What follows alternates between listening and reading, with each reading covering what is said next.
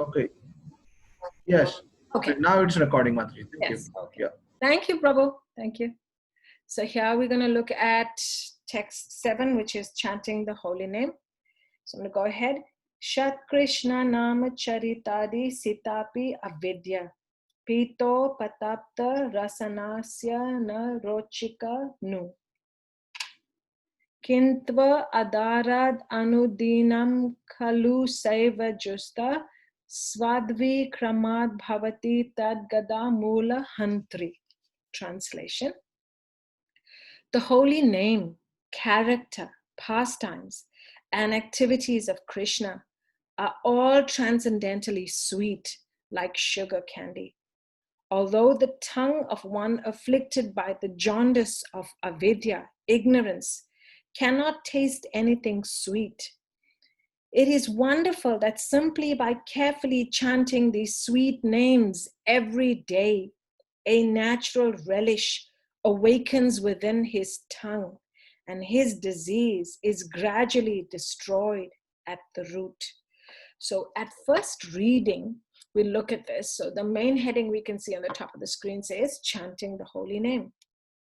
So if we have never read this verse before, the immediate thing that strikes our mind is like, why is Rupa Goswami talking about sugar candy? What has sugar candy got to do with chanting the holy names? So that's the analogy he uses. And I'm going to go ahead and move on. Just give me 1 second. That is going to explain the analogy. Just give me 1 second. Okay, so basically, according to Rupa Goswami, and Srila Prabhupada further elaborates in the purport, we are all diseased in this material world. As devotees, we are all diseased. What's really our disease? What are the symptoms? If we are suffering from a disease, like now, coronavirus, we basically, all of us have memorized the symptoms. Or if you got a high fever, if you lose your taste and you lose your sense of smell, and you have a cough, so those are symptoms of the virus. So when Rupa Goswami says that we are all diseased, how do we know? The most obvious question can be, how do I know I'm diseased? What kind of a disease is this that he's talking about? So he says that every person in this material world, our disease is that we have forgotten Krishna. We don't have a taste. He tells you that we have no taste. In the purport, when you read the holy name, the character, the activities, the pastimes, the forms, everything about Krishna, we lost that taste for it. We don't want to spend time. We run away from that. When I say we, I mean like people in general. Like sometimes if you meet somebody, you want to talk to them about Krishna consciousness. Sometimes they say, no, I'm not interested. I don't want to know. So basically that means they have no taste for this. So in the purport, Srila Prabhupada says that we don't have a taste for this. And Rupa Goswami says that in the text, that we have lost this taste. That is our disease. So then he compares it. He makes it easier for us to understand. He says, like you have a person that has a disease, and this disease is called jaundice. And jaundice affects our liver. And when you have a problem with jaundice, your body takes on, your skin takes on like a yellowish tinge. Your eyes like have more white appears in your eyes. So jaundice is a kind of disease that I'm sure they have medical like treatments for it, but according to Ayurveda, the best remedy for jaundice is to suck on sugar candy. I think they say mishri, sugar candy, to have this sugar candy and just have that in your mouth and suck on that, and eventually not to keep doing that till you start, tasting it. And when a person is first given this sugar candy, immediately they want to spit it out. Even though it's sugar candy, it should be sweet to them, but they can't taste the sweetness. Because they are diseased with jaundice, they are tasting the sugar candy as very bitter. They don't want to have it in their mouths. They want to spit it out. But an Ayurvedic doctor will advise his patient, no, Be patient. Don't give up so easily. This is the best medicine for your jaundice. So just keep sucking on this sugar candy. Over time, as you keep taking it, you will naturally start feeling the sweetness of it. And when you start feeling the sweetness of it, that's when you know that your jaundice is slowly getting cured. Now, how does the analogy help us for chanting and Krishna consciousness? In the same way, Rupa Goswami says that, like a person, when you first give them Krishna consciousness, it's completely unpalatable. They don't want it. It's something that they were like, oh, no, no, no, this is not for me. You don't expect. I remember I once asked somebody to chant, and I told them about the Maha Mantra, and they were like, no, this is not for me. You sit for so many minutes. I don't have that time. So immediately their mind tells them no. So Rupa Goswami is saying, but as devotees of Krishna in our personal lives and also as preachers, we should always be patient. We should never give up. We should say, okay, this is initially not, why should don't feel like chanting, or I don't want to chant. But Rupa Goswami is saying, don't give up. Keep, like that person is advised to keep sucking on the rock candy, you keep chanting the Hare Krishna mantra. And this brings me to once so many devotees asked Prabhupada, like, I don't feel like chanting, I don't want to do this.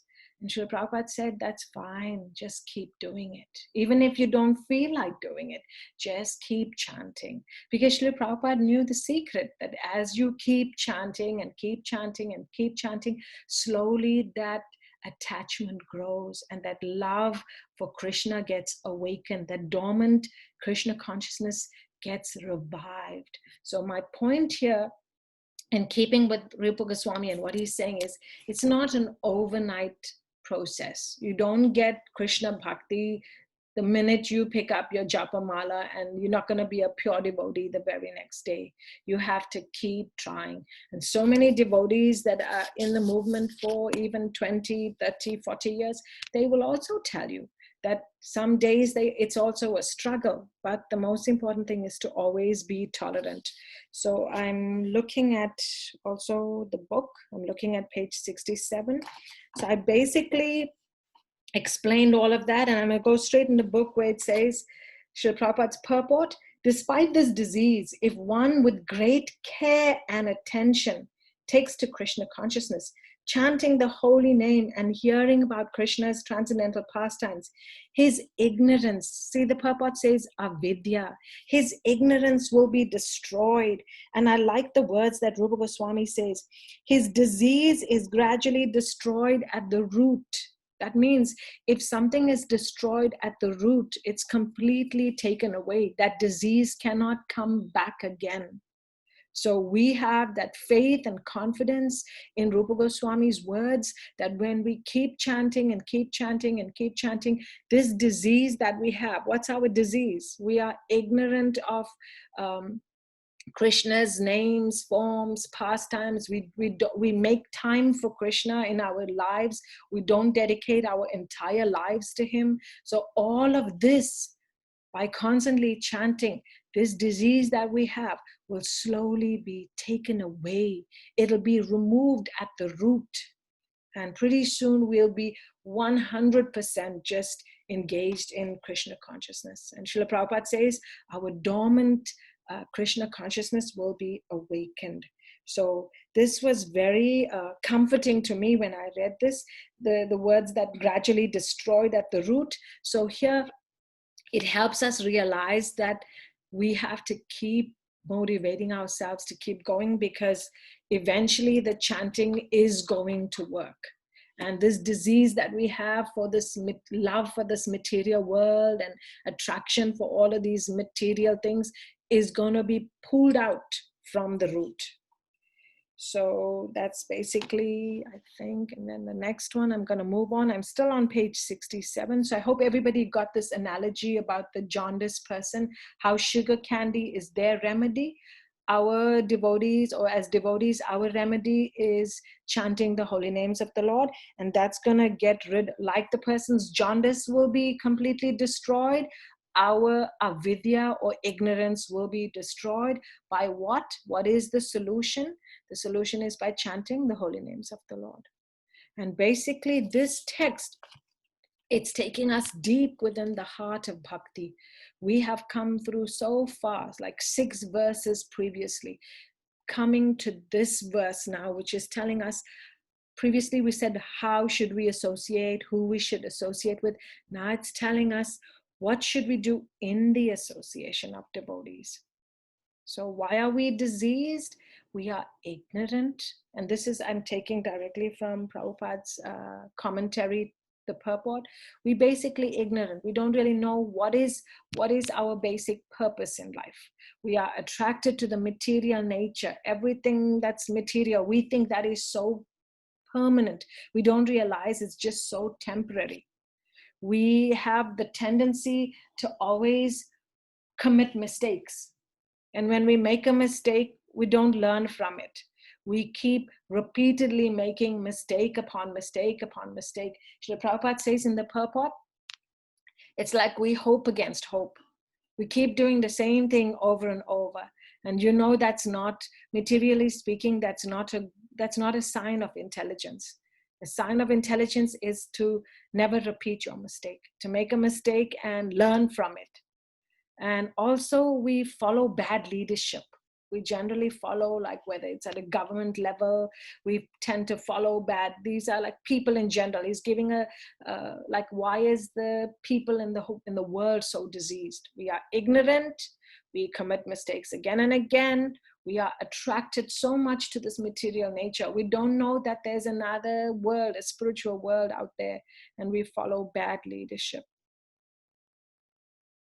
Basically, also going again to the purport, we have forgotten the most important thing, and that is that we are, it says here, and I'm looking at page 67, we've forgotten that we are eternally a servant of Krishna. Jivara Swarubhai Krishna and Nitya Das. So that means we are the Swarup, that means our constitutional position. We are a servant of the Lord, and we want to always remain an eternal servant of the Lord. And we have forgotten this. This is our biggest disease as well. We forgot that we want to be masters of our own lives. We want to be a master. We don't realize that it's best to be a servant and to be the servant of the best master, who is Krishna. Why have we forgotten this? Srila Prabhupada uses a nice word in the purport. He uses the word durashraya. He says, we have taken bad shelter or false shelter. Now, to break down that word, basically he's saying that we have put our faith in bad leadership. We have put our faith in this material world. That offers us no protection. It doesn't give us any protection, but we have so blindly put our faith in this material world. So Srila Prabhupada is saying that we have hoped against hope, whereas we should know that if we follow Krishna, at the time, if we follow Krishna, then that helps us, puts us in the right direction. So let me move on. It's pretty simple. You'll notice that this text, and when you have time and go, I'd like for you to read the purport as well. You'll notice it's just so simple. Everything that you read will just make sense to you. Going back to this chart or mind map, we're looking at, and I'll just reiterate or repeat a few things. What is the symptom of this disease? So here again, like I always say, there's too much going on this mind map. So just follow my arrow.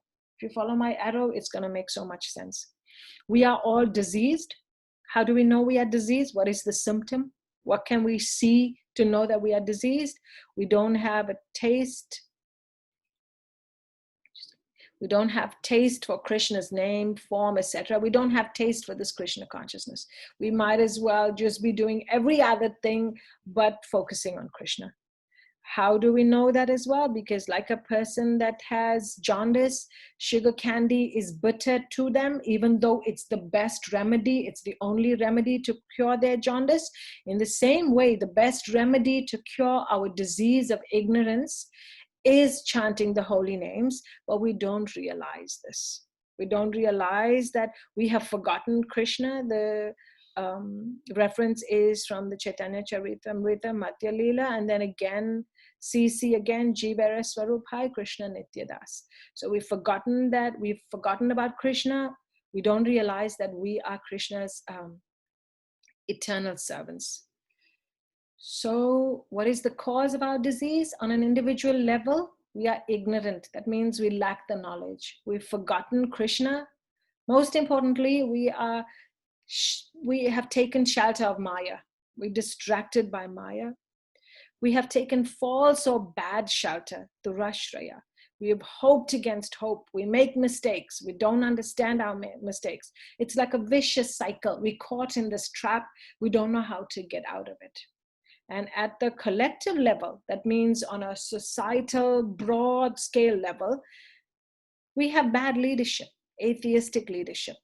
And these types of leaders, we are misled by them. The furthest thing on their minds is to take us to God consciousness. No, they take us away from Krishna consciousness. They are, these leaders in Bhagavad Gita, the verse is Namam Dushkriti, it's like these leaders are foolish. They're so foolish. They are lowest amongst mankind. Srila Prabhupada says they are atheistic. They never surrender to Krishna. See here, they personally never surrender to Krishna. They oppose the devotees' endeavors. So this leadership doesn't encourage us to be Krishna conscious. So because of that, we are in this diseased condition. So moving on, what is the cure for this disease? See how easy it is? It's this simple chanting of the Hare Krishna mantra.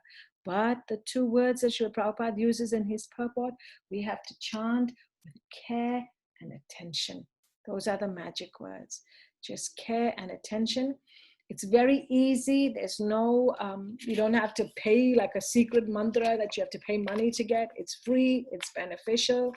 What does this mantra do? And I'm moving now to, okay, so I covered the bottom of 67. If we go on to 68, I covered most of that we follow bad leadership.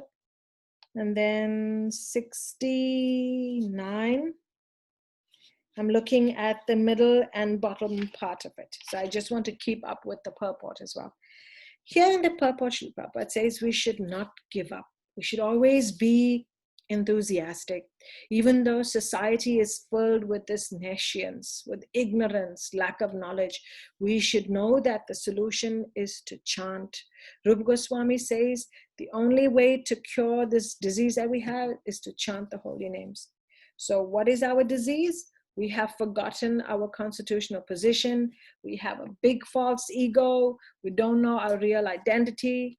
And a beautiful analogy or beautiful example is given from Shikshastakam, where it says that the Cheto Darpana Marjanam, and you can see it here. Let me just get to the arrow. That our heart is covered with this dust. Like a mirror has dust on it. If you want to see yourself in the mirror and it's full of dust, you're not going to you're firstly going to do the obvious and clean that dust, wipe that dust out, and then you can see your face. In the same way, our hearts is covered with this dust of ignorance. So the way to remove this ignorance, to remove this dust, is to chant the holy names. And as we chant the holy names, slowly that dust is wiped out and we realize our original constitutional position. And this Srila Prabhupada in the purport goes on to say we immediately become liberated. We immediately, he says, this stage is Bhava Mahadavagni Nirvapanam. We are liberated from this blazing fire. See the example of fire, this fire of material existence. We are liberated from all of this. And where do we come to? See how easy it is? We come to ISKCON to get all of this. And then the next part, okay, I spoke about all of that. Then the next part, I'm now looking at page 70. So Srila Prabhupada just goes on to bottom part of it. He talks about, remember we did, I think it was the first couple of texts where we spoke about the different levels, like Shraddha. First it starts with your faith is very new faith, neophyte level. You have faith, but your faith is like a banana tree. It's not so strong. So from there you associate with devotees. You have little faith. Then you associate with devotees, sadhu, sangha. You come to ISKCON, you take part in the Sankirtan movement, you go through the stage of bhajana kriya, where you engage in all kinds of devotional activities. So while you are doing your devotional activities, next stage is anartha nivritti. And just give me 1 minute, I think I got that. Yeah, I got that. So I'm just going to slip. So remember we said Shraddha and then Sadhu Sangha. Then when in the association of devotees, then you perform devotional service. Then Anartha Nivritti, all your unwanted desires, as you're associating with devotees, all those desires get slowly removed one by one. Then you start getting more steady, nishta. You get steady in your devotional practice. You fixed amount of rounds, you chant every day, you have fixed service, you do your reading, everything is just, everything starts falling into place. And then you start experiencing the taste. And then Shakti, you get the attachment, finally leading you to bhava and prem. So I came back to that text. I knew you all had done that before, but I came back to that because we had done that before. And Srila Prabhupada mentions that on page 70. He takes us through all of those processes, how we, by chanting our 16 rounds, following the 4 regulative principles, all of that helps us, helps with our faith. And then we follow the 4 regulative principles. Srila Prabhupada mentions no tea, coffee, restaurants, no gambling, no breaking any of those principles. And then he says, beyond the cure, we move on to bhav, where your dormant Krishna consciousness is awakened. And I'll come back to this last part. The last part is at the end of the purport. Yeah, we're almost done. This was such a short text 7. Even though it's so powerful, there's so much of information, but the purport was really short. Actually, let me go ahead and just talk about it. Srila Prabhupada ends off the purport by saying that even though when we reach that stage, there's Maya all around us, this material world is under the direction of Mahamaya. She's just doing Krishna's job. What Krishna gave her to do, she's doing that job. But we don't challenge her because we obviously know that she is just doing her work. So we basically, but when we reach this stage, we are undisturbed by Maya. When we reach that stage of bhav and prem, Srila Prabhupada in the purport gives the example of the sun. See the last part? Sun and shadow. So he says Maya and Krishna is like the sun and darkness. Whenever there is the sun, Krishna, you won't find any darkness. In the same way, so wherever there is Krishna, there is no Maya. And wherever there is Maya, if there's darkness, there cannot be light. So wherever there is Maya, there cannot be Krishna. So he gives that analogy. If you look at 71 at the bottom, Krishna Surya Sama Maya ha Andakar. Yaha Krishna taha nahi Maya Adhikar. This is from CC Madhya 2231. 72 is the last part of it. It says Krishna is compared to sunshine and Maya is compared to darkness. Wherever, just give me 1 second, I'm just plugging in my computer. 1 minute, guys. Okay. So he says, wherever there is sunshine, there cannot be darkness. So in the same way, as soon as one takes to Krishna consciousness, the darkness of illusion will not be there. The influence of this external energy will immediately vanish.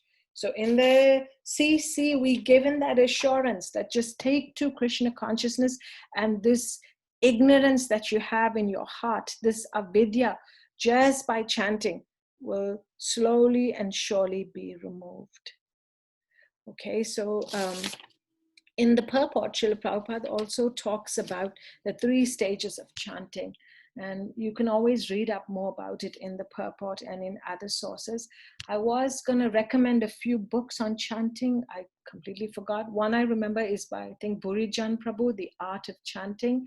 And there's so many videos you can watch as well. Sachinandan Maharaj does a whole lot of chanting japa workshops. You can just YouTube and watch all of them. So he goes on to say in the purport, Srila Prabhupada says, this stage is the neophyte stage, nama parad. We chant here. This is the stage where we're committing all of that 10 offenses. You know, the 10 offenses. We commit a whole lot. When we chant here, we generally don't, like, we're new to chanting at this stage. We commit so many offenses. We take this chanting to be, and I'm not sure if I have the 10 offenses. Oh, I didn't put that in, but we think of, we disobey the orders of spiritual master. We think of demigods like Lord Shiva, Lord Brahma to be equal to independent of Krishna. You know most of it. We look at Hare Krishna to be imagination. We give some interpretation of the holy name. We disobey the Vedic scriptures. We talk to somebody that is not interested, instruct the faithless. We look at chanting to be part of the Karma Kanda section.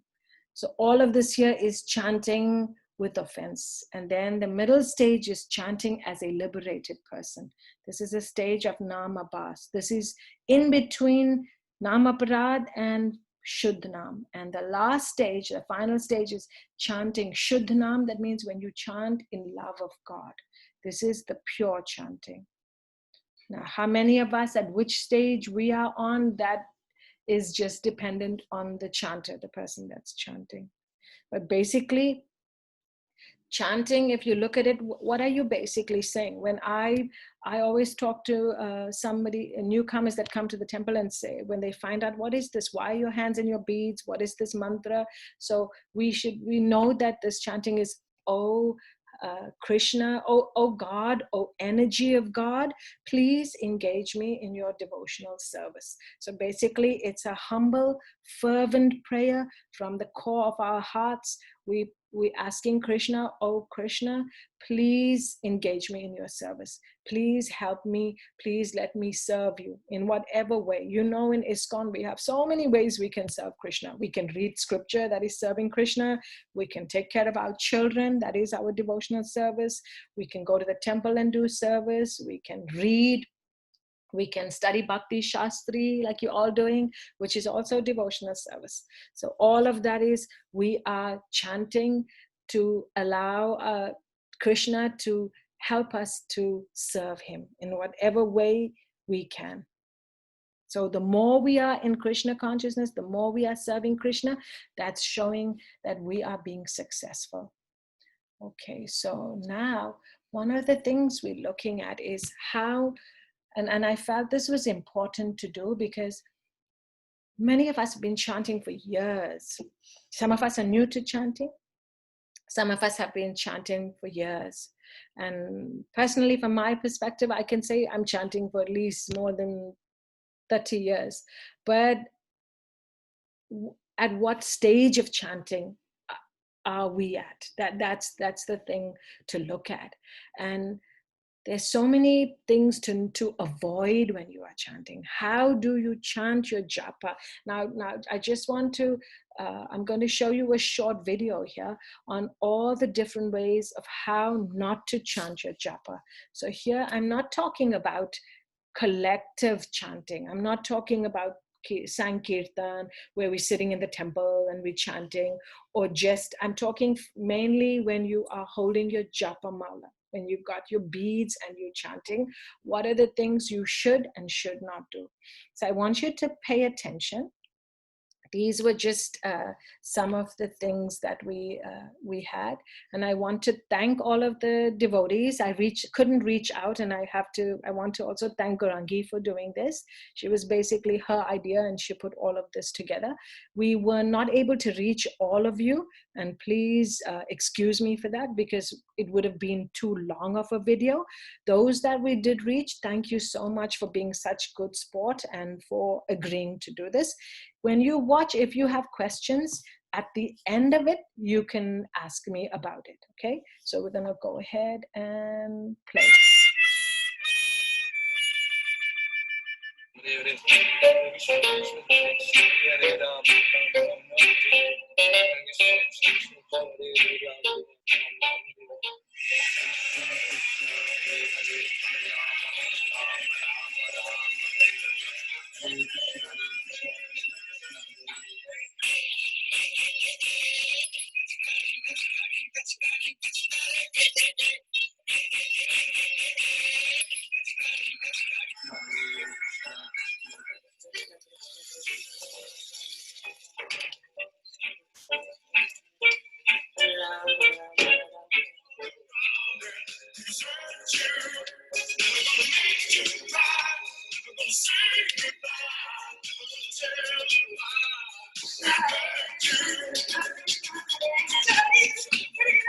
My parents think I'm doing great. My parents think I'm doing Java right now. I can just play a few games.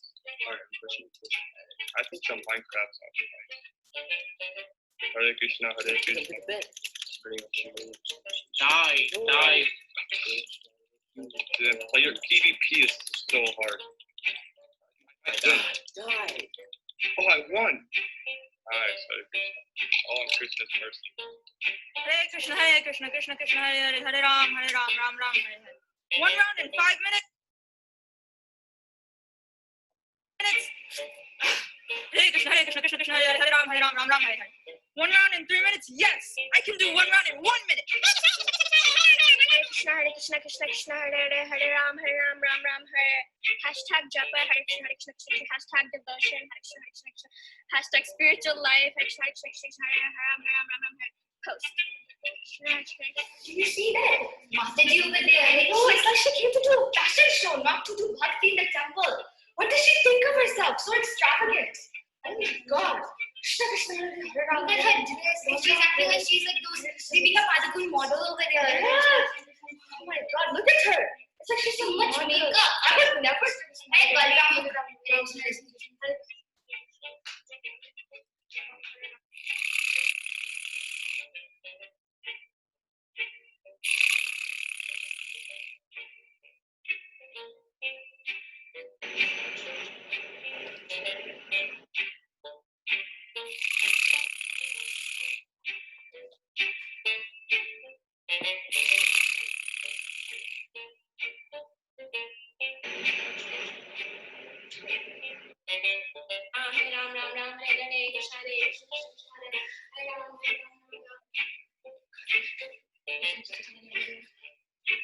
Oh my God, Mati! So big. What's the fuck? Yeah, I got it for my friend. Oh my God. The series. Yeah, here's that. This guy. Yes. Kubala bala bala. Ram Ram Hare Hare. Hare Krishna, Hare Krishna.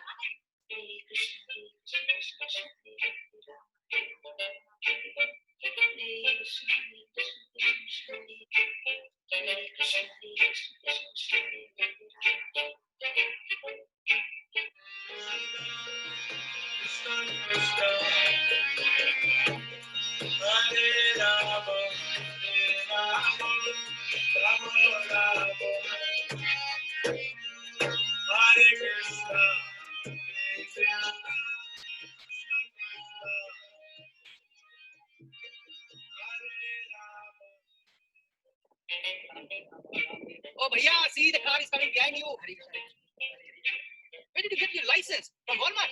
Drive fast, I'm getting late to the temple. Hare Krishna, Hare Krishna, Hare Ram, Hare Krishna. Hare Krishna, Hare Krishna, Krishna Krishna, Hare Hare. Hare Rama, Rama Rama, Hare Hare Krishna, Hare. Krishna Krishna, Hare Hare. Hare Ram, Ram Hare Hare. Hare Krishna, Krishna Krishna, Hare Hare. Hare Ram, Ram Hare Hare. Hare Krishna, Krishna Hare Hare. Hare Ram, Ram Hare Hare. Good morning, this is Monica Hana. Care of the Krishna. That's totally unacceptable. Hare Krishna, Krishna Krishna, Hare Krishna, Krishna Krishna, Hare Rama, Ram Hare Hare. Hare Krishna, Krishna Krishna, Hare Rama, Ram Hare Hare. Krishna Krishna, Hare Rama, Ram Hare Hare. Hare Krishna, Krishna Krishna, Hare Rama, Ram Hare Hare. Hare Krishna, Krishna.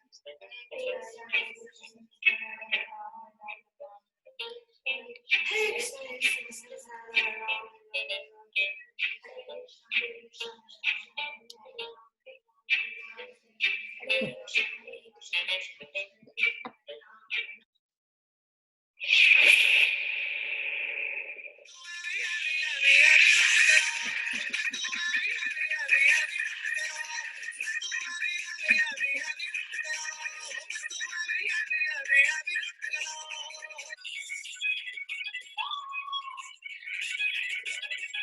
Girls, what are you doing? Sit down and chant.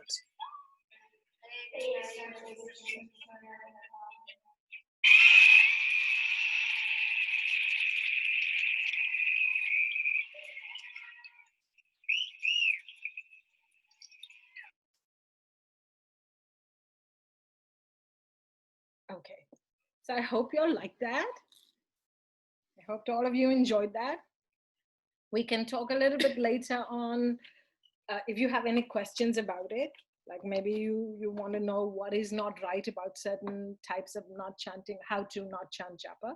So we can focus on that a bit later on. So thank you once again to everyone that participated. And for the ones that didn't get a chance, next time we'll include you. Okay, so I covered that. I just want to quickly go back to the text 7 to round up everything. I have a whole lot of references that I want to share with you that just show us this importance of hearing and chanting about the holy name. And then we'll move on to text 8. So this first reference I found was from the Bhagavatam, where it's a whole long verse, but I just took a few words out of it. It says, Srila Prabhupada talks about Sevan Mukhehi Jivato. That means service of the Lord begins with the tongue. So why not hands, legs? Why just the tongue? Because Srila Prabhupada goes on, if you go to that text and the verse, it's Canto 4, Chapter 7, page 24, you'll see that Srila Prabhupada further elaborates in the Bhagavatam where he says that this, and in so many sources you'll see this particular words, that service to the Lord or worshipping Krishna, everything starts with the tongue. That means we chanting the holy name and also honoring prasad. So tasting and chanting. So that's the first reference. So everything begins with chanting, using the tongue in the service of Krishna, honoring prasad and chanting the holy name. Then this is also a very famous reference, and it says, it's the verse where it says, Tunde Tandavani Ratim, where Rupa Goswami says, if I had millions of, it's a beautiful verse, he describes the sweetness and the beauty of the holy name. And he says, if only, and I'm not going to read the whole thing, but Rupa Goswami says, I desire if I had millions of mouths, if I had millions of ears, just to be able to chant this holy name and also hear this holy name. And this reminds me of a devotee once that asked Srila Prabhupada. He said, I'm having trouble chanting Srila Prabhupada. I can't concentrate. My mind is going all over the place. What should I do? How should I? And he was expecting Srila Prabhupada to give a long answer. And Srila Prabhupada said, it's actually quite simple. All that you were doing is saying the holy name and hearing the holy name. So you're using your tongue and your ear. So you just chant the mantra and hear the mantra. As simple as that. And we can see how beautifully Sri Rupa Goswami said the same thing. If only we had 1,000,000 mouths to chant the holy names and 1,000,000 ears to hear the holy name. So I included this because this is also a very famous verse. And then I think we all familiar with this. Harer Nam eva kevalam, kalo nasteva gati ranyata. That means kalo in this age, what is the only way? The only way is to chant the holy name of the Lord. If you want to be delivered from this age, if you want to not be part of this material existence, even though you're living in it, the only way is to chant the holy name. So the scripture has an abundance of references that all tell us the beauty and the benefits of the holy name. So I just picked on a few. And then I always like to give Srila Prabhupada's interactions with his disciples. And this one is from Shrutikirti Prabhu's book, What is the Difficulty?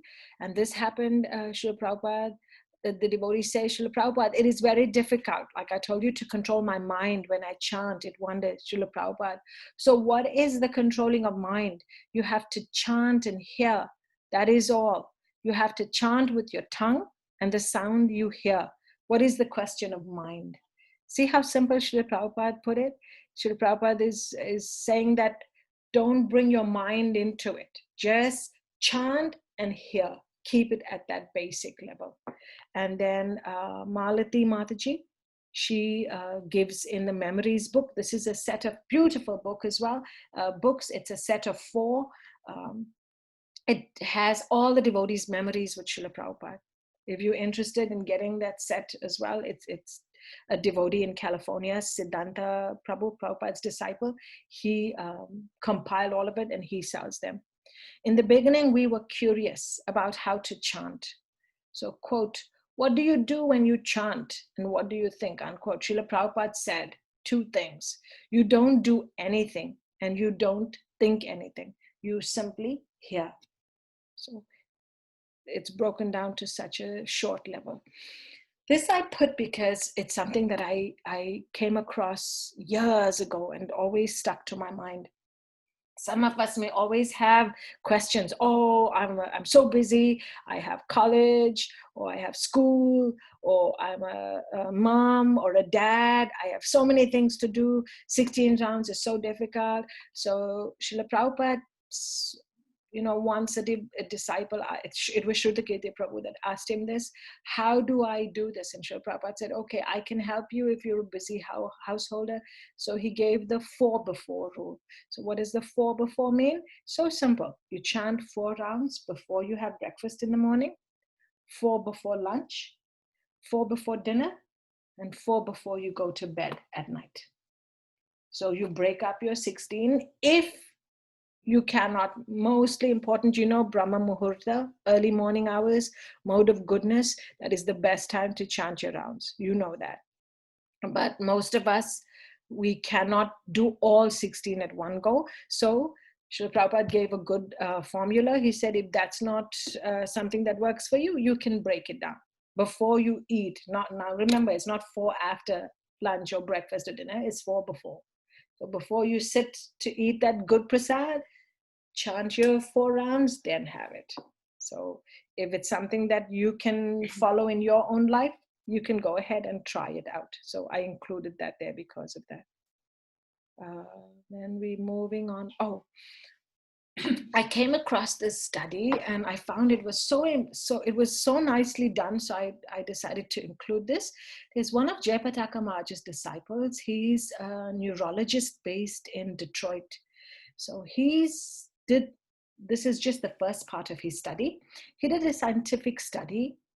He used himself as a subject, as a participant in the study, and he looked at what was the benefits of chanting this mantra on the brain. And he looked at it, and his results were like, how is it going to help? Would it help like decrease anger? Would it help to decrease stress and any kind of mental issues? And we just included this for you to see. So he said his study showed that when the brain is in a resting period, this green and red activity, this green and red on this chart shows you where the brain is constantly active. So even though the brain may be resting, sometimes that overthinking, the mind is thinking about everything else, like I have this to do, that to do. That's where the stress comes in.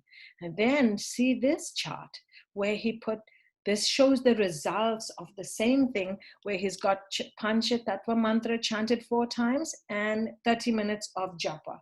And you can see there's not so much activity. So he says here, notice the decreased brain activity, the lack of green and red. So here, this shows that the lack of stress, the lack of the mind just focusing on a to-do list and that kind of thing. So I read a little bit about his research. He said that it looks quite promising, and so many other people in the medical profession were quite surprised and astounded by this results.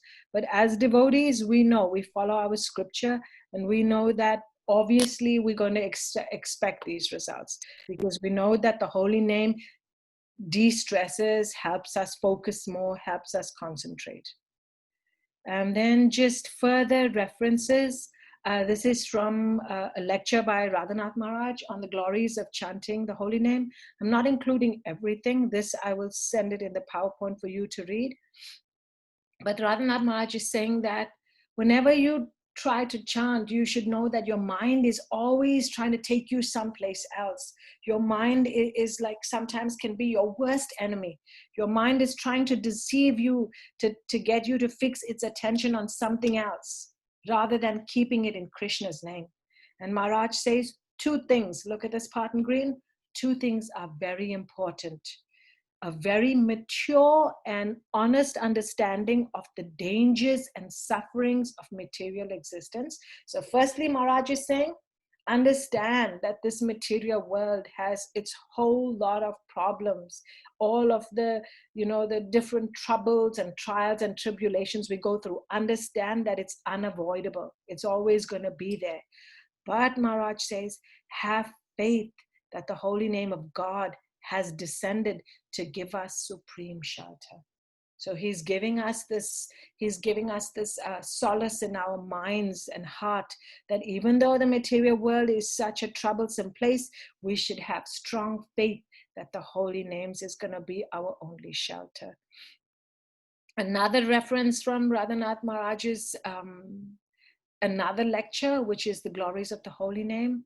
And I'm taking just sentences from it. He says one verse that we should always see, one verse which is most important, put it on a golden necklace and wear it around his neck. He says Chaitanya Mahaprabhu instructed this to all of us. What is this verse? Trinadapi sunichena tarorapi sahisnuna amanina manadena kirtaniya sadahari. We all know this. Be more humble than a blade of grass, more tolerant than a tree. Offer respects to everyone else, expect nothing in return. So this is our mood. I didn't cover too much about that, but what should our mood be? Mahaprabhu is saying, put it on a necklace, wear it around your neck. Always be humble and tolerant. Only in this way can you chant the holy names of the Lord constantly. Now, just briefly to tell you about that, sometimes we may find that we are losing the taste for the holy name. It becomes such a chore to pick up our bead bag, to chant is like something we just want to get over with. And it's like, oh, I'm done with my 16, or I'm done with, now I can do anything I want. So when we have those kinds of feelings, when we start slowly losing attraction for chanting, we should realize that we have to, the solution to that is we have to try and be better devotees. We have to be more tolerant, more humble. We have to have more of a service attitude. So when we do that, then we'll see, we can see when we do that, then our love for chanting improves, comes back. So both work together. So the more you serve the devotees, the more you are a good Vaishnava, the more tolerant, the more humble you are, the better you chant and the more service you are engaged in. It works together simultaneously. Okay, here I got some references from from Bhaktivinoda Thakur's Jaiva Dharma. And he says here, it is explained in the Padma Puran, Nama Chintamani, Krishna's Chaitanya Rasa Vigraha. So he says this Krishna Nam is Chintamani. Chintamani means it's Sri Krishna Nam is Krishna himself. Krishna Nam is a wish fulfilling gem, Chintamani. It's like that gem, that magic stone, that touchstone that can give us all that our hearts desire. But we have to desire what? To serve Krishna. And then this I included also from it. The purpose of keeping count is for the devotee or the sadhaka to understand whether his practice of Harinam is increasing or diminishing. Now here in the Jaiva Dharma, it's also told to us that why it's important to chant on tulasi, on japa, why we should always have our japa beads. Tulsi Devi is very dear to Hari. So touching her while taking Hari Nam means that Hari Nam bestows more benefit. So here it's saying that by touching Tulsi Devi, you get more benefit.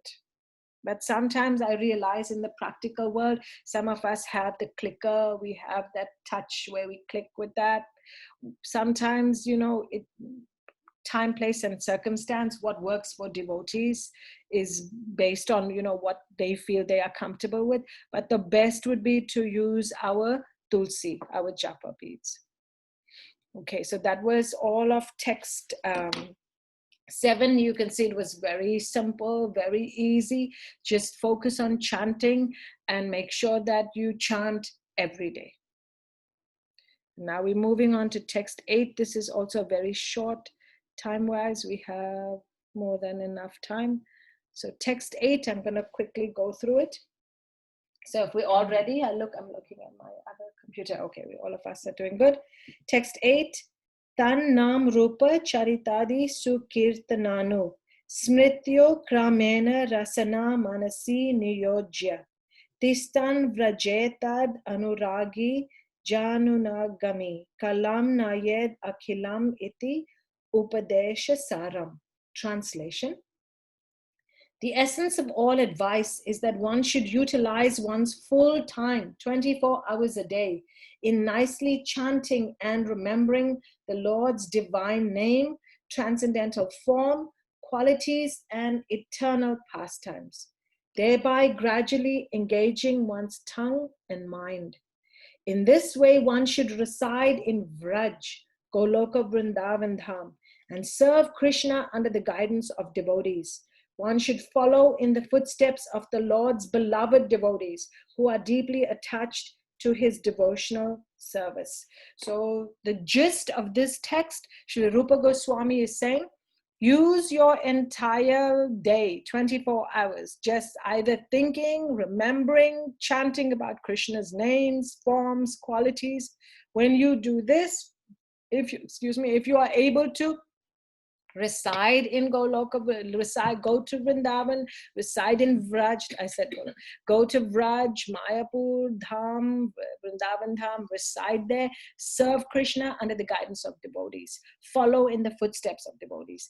Now, many of us, it's not possible we are living in the West, we can be living in all parts of the world, but then here we follow what Srila Prabhupada says, that wherever there is deities of Krishna and wherever Krishna's name and form is there, that is also considered to be Vraj.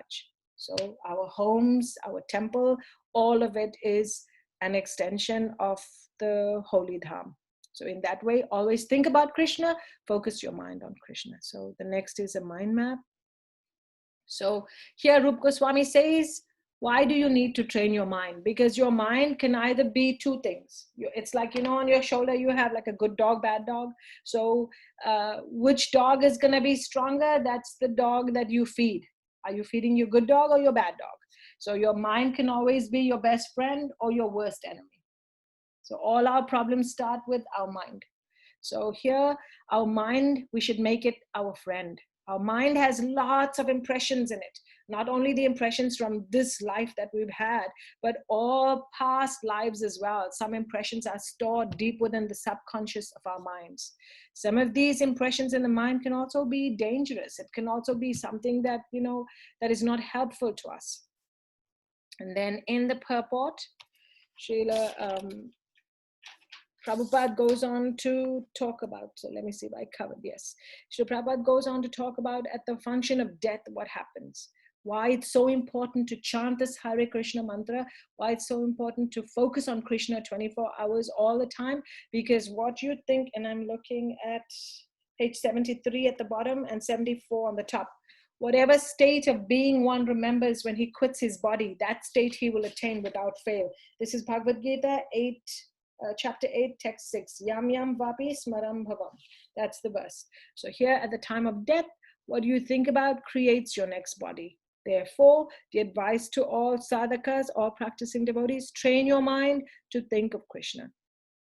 Don't think of your next birth and think of family and think of everything else. Just focus mainly on Krishna. How to train the mind? This is a very short text as well. I mean, for a short purport. How to train the mind? One way is to reside in Vraj, in a holy place. If that's not possible, be attached to some kind of ISKCON center, whether it's ISKCON New Orleans, ISKCON Alachua, ISKCON Atlanta, ISKCON New York. Reside in a or close to a holy place. Take shelter of an advanced devotee. Follow in the footsteps of a devotee. When you're doing all of that, think of Krishna and his pastimes. What is the process? You remember Krishna and his eternal associates. How do you serve?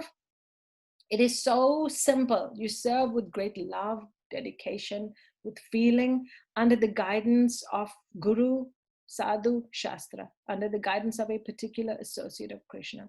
You're doing both sadhana and sadhya. That means you're following the specific rules according to the scriptures. That's sadhana. And the sadhya aspect of it is that stage when you attain that uttam level, God realization.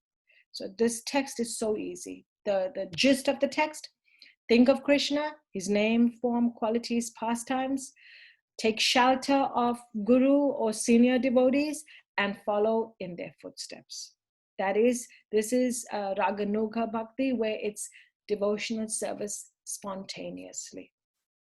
The next, okay, Bhakti Siddhanta Maharaj, Srila Prabhupada includes him as well in the purport. He has also commented this. I'm now looking at 75 and 76. Srila Bhakti Siddhanta Maharaj, and I put it very easily for you to see. He says, train your mind, develop a taste for Krishna consciousness, live in Vraj or a place that is temple, close to a temple, or even your house becomes a temple. And remember Krishna under the guidance of a pure devotee. So he says it's as simple as that. And then the next mind map goes a little bit intricate. I'm not going to explain too much of it, but here, this is page 76. There's different stages of remembrance. You know, the previous mind map says just think of Krishna, remember Krishna. There's Shravanadash, which is hearing about Krishna. Varanadash, accepting, just let me look at my notes. Hearing the holy name in Krishna Katha. This is the Shravan phase. Then this Varan stage is accepting the holy name, accepting the Shastras, and being attached. This stage now, you're not only accepting the holy name and Shastra, you're getting attached to it. And smaranavast, you're remembering the holy name. You're chanting in ecstasy. So you're becoming like more deeper, getting more deeper in Krishna consciousness. And then the Sampadidas is that stage where this is the perfection of life. This is the Uttam Bhakt, where his eternal relationship with Krishna is revealed and he's like in a state of like trance, samadhi. So this remembering and chanting, there's 5 stages. 5 stages of Smaran. This is interrupted. First stage, interrupted. That means you remember and then you stop. You remember and you stop. That means you don't remember all at once about Krishna. Next stage after that, uninterrupted. You're always thinking of Krishna. Third stage after that, not only is it uninterruptedly thinking of Krishna 24 hours, you now concentrating on the names, forms, qualities of Krishna. 4th stage, which is the Anusmriti stage, you meditate more and more on Krishna. It becomes a constant meditation. And the last stage, it's uninterrupted. It's, your meditation on Krishna is so constant. It's not interrupted as well. It carries on to finally you get to the stage of Samadhi, where Samadhi is you understand your constitutional position. I am the eternal servant of Krishna. And you can see that this is this Uttam Bhakt. Obviously, this is such a high stage that we just hopefully aspire to. And then, so I hope this made sense to you, the different stages of remembrance. This is just for you. And then Srila Prabhupada ends off the purport by talking about our relationship of Krishna, and you definitely covered this in Nectar of Devotion, how we can aspire to be in relationship with Krishna on the Santa Ras level, like Krishna's flute, all Krishna's paraphernalia, or the Dasya Ras. Our relationship with Krishna can be as a servant, or we can aspire to be like Krishna's friend, Sakhya Ras, Vatsalya Ras, Mother Yasoda, Nanda Maharaj, Krishna's parents, and finally conjugal love, Krishna having a relationship with Krishna based on the conjugal level. And let's see if I left everything out. I'm quickly looking at the purport. I think that was basically it. These two verses we covered. I'm looking at time. We definitely gonna have a lot of time. We're gonna finish our class early today because it wasn't such a long purport, and both the texts were quite simple to go through. And I do understand you have exams tomorrow as well. So let me just see what's my next. Okay, if you have any questions, any comments, as always, you can see my email and my number, my WhatsApp. You can WhatsApp me or text message me. I thought since we're coming closer to the exams, I just wanted to include this in your slideshow so that you don't have to go back and pull it up. So and you don't have to look at this too much in detail right now because I know you're doing your Bhagavad Gita exam, so that will have to be first. But you can see when you're done with Bhagavad Gita, then your Nectar of Instruction, there's 11 texts. There's a total of 34 questions. And I'm sorry, I should have found out exactly how many questions you're going to be asked out of the 34. I will find out and I'll text it to you in the WhatsApp group. So out of 34, you won't have to answer all of them. I'm not sure how many, but these are the 34. And then the open book, there's 7. You'll also have to answer a few out of these 7. So I put it here for you so that it's so easily available. When you're done with your Bhagavad Gita exams, you can always answer these questions and send me the answers. If you want to send me the answers and you want me to look through it, I can look through it and give you feedback on that, so you know that you got the right answers for the open book and the closed book. And if you need further guidance thereafter, we can talk more about the questions. I can explain to you exactly how to answer the questions. But if you look at it, mostly everything, like see, what is the meaning of, see how easy today's, what is the meaning of Jivara Swarupai Krishna Nityadas, eternal servant of Krishna. We define Durashraya. If you paid attention, it meant what? Taking false or bad shelter. So you can see it's very simply put. You'll find all the answers in the purport. But we can look at that as you get closer to the exams. And I'm always available to help you. I can always, also I checked the memorization. Yes, you have to memorize texts. You got these 4. So I included it. This is the 4 that you'll have to memorize. First one, I think almost everybody should know, Vacho Vegam, Manasa Krodha Vegam.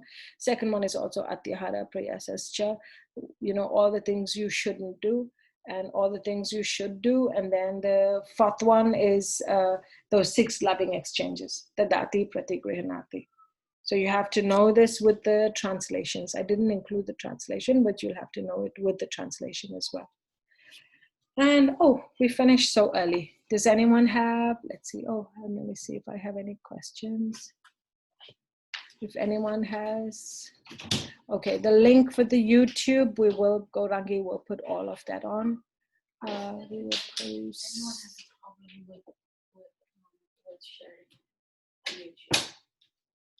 Okay, so I think, we will be sharing it on YouTube? If anyone has a problem. Okay, if nobody has a problem with us sharing it on YouTube that took part in this whole video, then we can, if you have a problem, let me know. If you don't, then we will share this with you. Can we have the link in the WhatsApp? We will post. Okay. If you need to know anything else, you just let me know. Anybody has any questions, any comments? Since we finished very early, you can unmute and give your suggestions or comments. Okay, I'm done for this class. I hope if there's any questions you have of chanting, any concerns, I want to just lastly share with you, don't give up when it comes to chanting. Even if sometimes you have to force yourself to chant, that's something we all go through. Speaking for myself, even as seasoned devotees, we're not at, I'm definitely not at that level yet where, you know, it comes naturally. It's just that we chant, we've taken these vows, and once you start chanting, you just love what you're doing. Make sure you best time in the mornings, try to find a nice quiet place.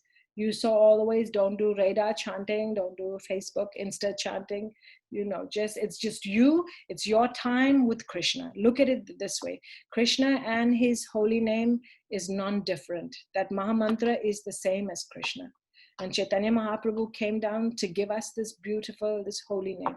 This is the only age where we have the benefit, the glories of the holy name. So take chanting to be your personal time with Krishna. And you don't want anyone to interrupt your time with Krishna. So find a nice quiet place in your home, sit and chant your rounds. If your mind starts to wander, then, excuse me, I would suggest take a break.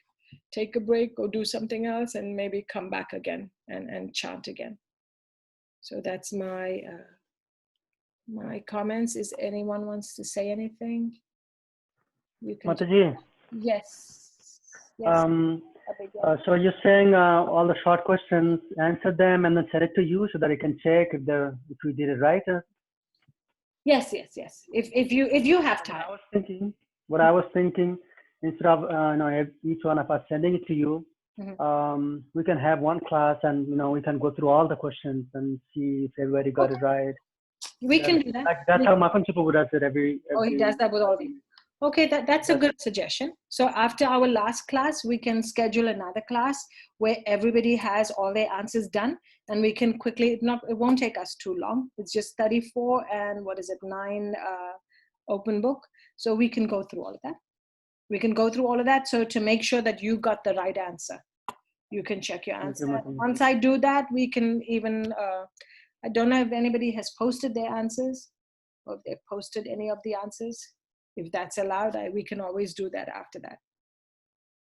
I will definitely share with you my answers of all of it. So you can see what the answers should look like, and then you can study from there. Okay, that's okay with you, Jagannath Prabhu? Yes, I did I finished almost. Oh, but great. that'll be nice if you can send, we can match with yours and mine and see if it's, if I'm on the same page. Sure. We can leave that to after the last class. So once the last class is done, then it's nice that you did it a little at a time so that you don't have to do all of it at one go. So after the last class, we can have just a short meeting, whichever day works for everyone, and we can go through all 34 closed book and what is it? I think 9 open book and seven open book, and we can look to see what is the right answer. Fantastic suggestion, Prabhu. We'll definitely do that. Let me just see. Anybody has anything else? There seems to be. Okay. Yes, Mataji. So about the video, are we gonna do anything else like this? You mean like another video? I haven't really, quite frankly, I haven't thought of anything as yet. But if you all have a suggestion or you want to do something, let me know. And I will get Gorangi to work on it.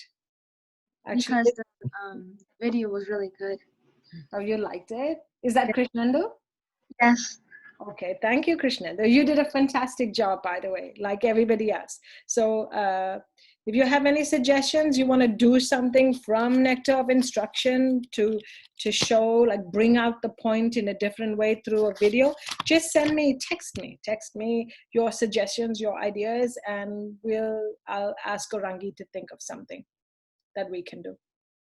I also enjoy things like this because it takes us to a different way of studying the scriptures or looking at it, and it sticks in our minds.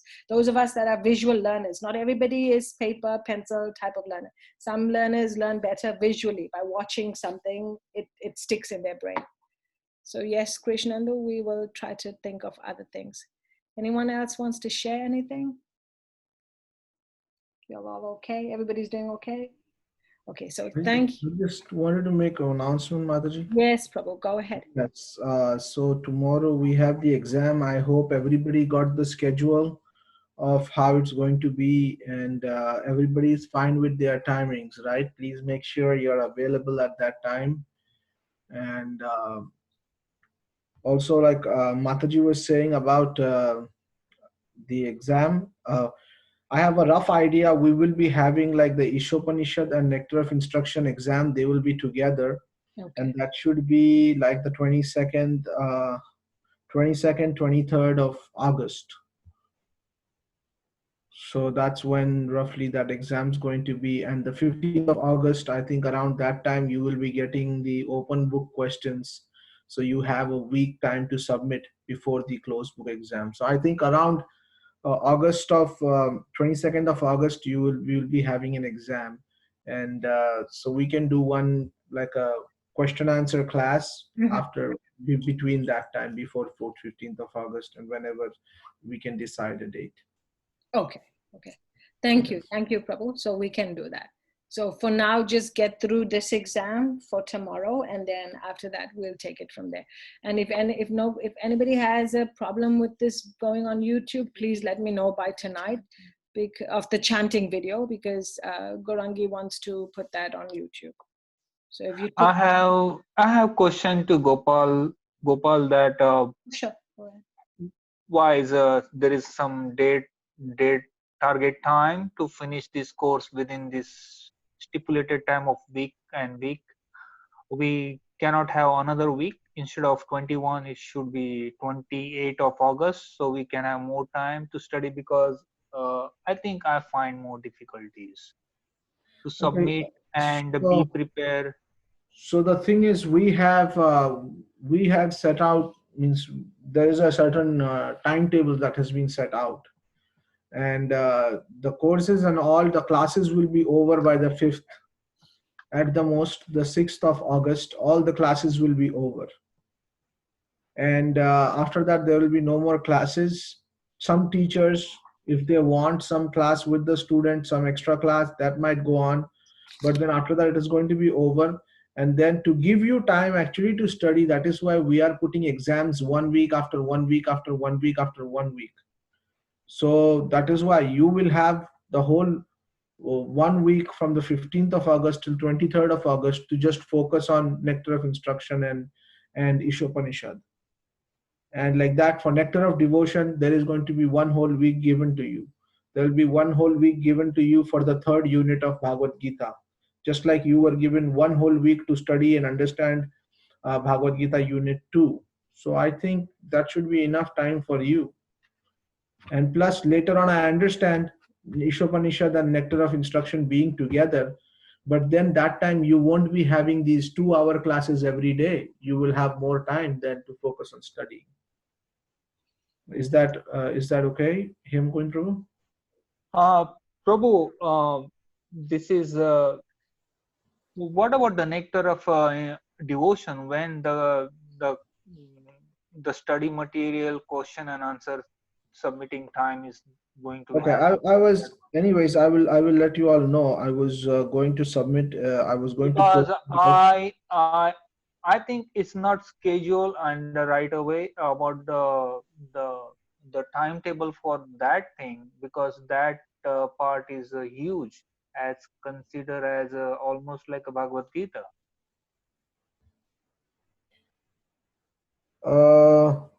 But see, the thing is, Bhakti Shastri, they do it like this, that when one course is finished, they give the exam right after that, because then if we leave you too much time, you also will forget. So Nectar of Devotion is supposed to be the first week of August. So it is going to be the first week of August, you're going to have the Nectar of Devotion, and actually 1st and 2nd of August. So the next exam is actually Nectar of Devotion exam, closed book. It's going to be the next weekend, I think, right? Is it the next weekend? Yes, it's the next weekend. So from now on, almost every next weekend in you will be having an exam. If you have concern about this, I would suggest, I have given the number of Shraddhadev Prabhu also down. You can call him and you can talk to him, because he's the person who sets all the exam dates and everything. And yes, so I just wanted to But say, right, but however, the before the exam we had to write down all the answers to the closed book and the open book. Both yes. So things. all the so the method is the same. What will happen is, Monday you will be given the closed book. Open book is given on Monday, and then that Saturday or Sunday you have to submit, and then that Saturday, Sunday, that weekend you're going to have the closed book or the oral exam. So all is going to be like that. So you have 1 week to concentrate on each subject, delve into it nicely and study it nicely.